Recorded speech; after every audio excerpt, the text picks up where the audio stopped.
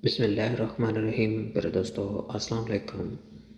Excavation के बाद PC layout plan को फॉलो करते हुए हमने अपनी पिछली वीडियो में पॉलीथीन की क्वांटिटी कैलकुलेट की थी।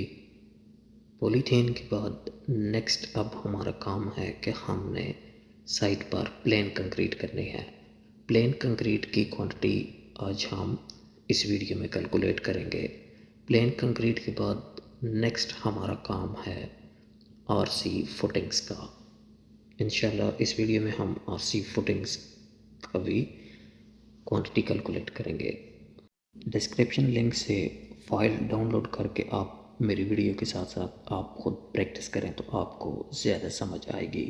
3D व्यू के अंदर मैंने आपको प्लेन कंक्रीट के बाद फुटिंग भी ड्रा करके दिखा दी हैं। चलते हैं अपने काम को स्टार्ट करते हैं। पॉलीथीन वाली जो शीट हमने क्रिएट की थी, आपको बताया था मैंने कि हमारी प्लेन कंक्रीट पॉलीथीन के बराबर है, यानी पॉलीथीन हमारा एक्स्ट्रा ड्राइंग में शो नहीं किया गया। इसीलिए हम ओनली जस्ट यहाँ इस ड्राइंग के अंदर पीसी कंक्रीट की हाइट देख लेंगे। हमारी तमाम फाउंडेशंस के नीचे पीसी कंक्रीट की हाइट 10 सेंटी है। तो एक्सेल शीट के अंदर आकर सबसे पहले हम पॉलीथीन वाली टैब की एक और कॉपी क्रिएट कर लेंगे। पॉलीथीन वाले टैब की कॉपी क्रिएट करने के बाद सबसे पहले हम उसको रीनेम करेंगे। ये हमारी थर्ड शीट है, इसलिए 3 नंबरिंग के साथ साथ हम इसका नाम भी टाइप करेंगे। पीसी मैंने टाइप किया है प्लेन कंक्रीट। तो उसके बाद हम टाइटल भी इसका चेंज करेंगे। पीसी के साथ साथ मैं ब्लेंडिंग भी लिख रहा हूँ, क्योंकि प्लेन कंक्रीट को हम ब्लेंडिंग भी कहते हैं। पॉलीथीन की क्वांटिटी हमने स्क्वायर मीटर में कैलकुलेट की थी, लेकिन प्लेन कंक्रीट की क्वांटिटी हम क्यूबिक मीटर में कैलकुलेट करेंगे। इसलिए मैं हाइट के कॉलम में सब फुटिंग के सामने 0.1 यानी 10 सेंटी टाइप कर रहा हूँ। हाइट वैल्यू ऐड करने के बाद हमने फार्मूला भी चेंज करना है।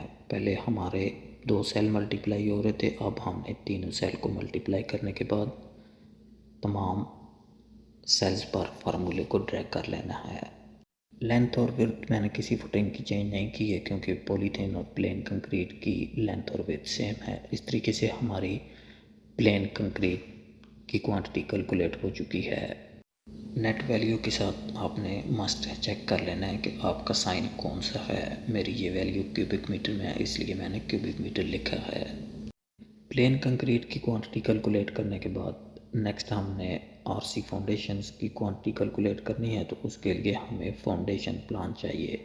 ये हमारा आरसी फाउंडेशंस का लेआउट प्लान है। इसको फॉलो करते हुए हम अपनी तमाम फाउंडेशंस की क्वांटिटी कैलकुलेट करेंगे। फाउंडेशन प्लान को जूम करते हुए सबसे पहले हम F1 फुटिंग की लेंथ विड्थ देख रहे हैं। फाउंडेशन की लेंथ पे 220 है, लेकिन पीसी हमारी 240 थी। इसका मतलब ये है कि हमारी फाउंडेशंस ऑल अराउंड 10 सेंटी कम है प्लेन कंक्रीट से। F2 की भी डिटेल देख लेते हैं। F2 भी हमारी प्लेन कंक्रीट से हर साइड से 10-10 सेंटी कम है, क्योंकि ये कंस्ट्रक्शन का रूल है कि फाउंडेशन प्लेन कंक्रीट से कम ही होती है। जस्ट हमने चेक करना होता है कि तमाम फाउंडेशंस कंक्रीट से कितनी कम है।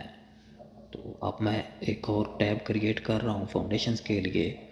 पीसी का वही टैब मैंने कॉपी किया है। सेम उसी प्रोसेस के साथ अब मैंने 4 नंबर शीट को आरसी फुटिंग का नाम दिया है।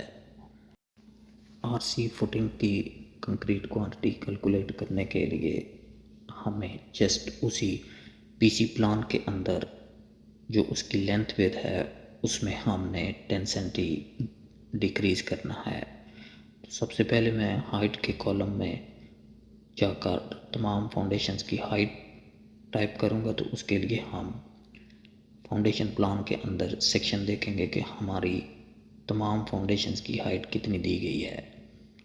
सेक्शन के अंदर हमें F1, F2, F3, F4 तमाम की हाइट 40 सेंटी दी गई है, इसलिए मैं हाइट के कॉलम में तमाम सेल्स के अंदर 40 लिखकर टाइप कर रहा हूँ। फाउंडेशन की लेंथ विड्थ यहाँ हम मैनुअली भी टाइप कर सकते हैं। फाउंडेशन की लेंथ विड्थ टाइप करते हुए आपने एक बात याद रखनी है कि हमारी जो प्लेन कंक्रीट 10 सेंटी एक्स्ट्रा है उसको हमने 10 सेंटी एक साइड पर और 10 सेंटी दूसरी साइड पर यानी 20 सेंटी प्लेन कंक्रीट से माइनस करना है, तो हमारी फाउंडेशन का साइज़ कैलकुलेट होगा। मैनुअली टाइप करने से बेहतर है कि जब ज़्यादा फाउंडेशन हो तो हमें फार्मूला अप्लाई करना चाहिए। फॉर एग्जांपल फार्मूला अप्लाई करने के लिए मैंने एक सेल के अंदर 0.20 टाइप किया, उसके बाद दूसरे कॉलम में मैं लेंथ के लिए फार्मूला अप्लाई कर रहा हूँ।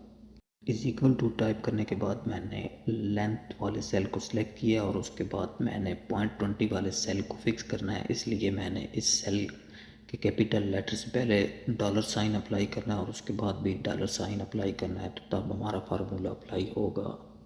फर्स्ट सेल में फार्मूला अप्लाई करने के बाद हमने इसी फार्मूला को ड्रैग करके तमाम फाउंडेशन के सामने पेस्ट कर लेना है। उसके बाद हमने एक कैलकुलेटेड होने वाली न्यू लेंथ को कंट्रोल C के तहत लेंथ वाले कॉलम में जाकर पेस्ट एज नंबर कर देना है। फुटिंग्स की विड्थ कैलकुलेट करने के लिए इसी फार्मूला को हम एडिट करेंगे। जो लेंथ वाले कॉलम की F12 वैल्यू हमें लिखी हुई नज़र आ रही है, उसको हाईलाइट करने के बाद हम विड्थ वाले सेल को सिलेक्ट करके फार्मूला अप्लाई करेंगे। अब हमारी विड्थ वाले कॉलम में फार्मूला अप्लाई होकर वैल्यू कैलकुलेट होंगी।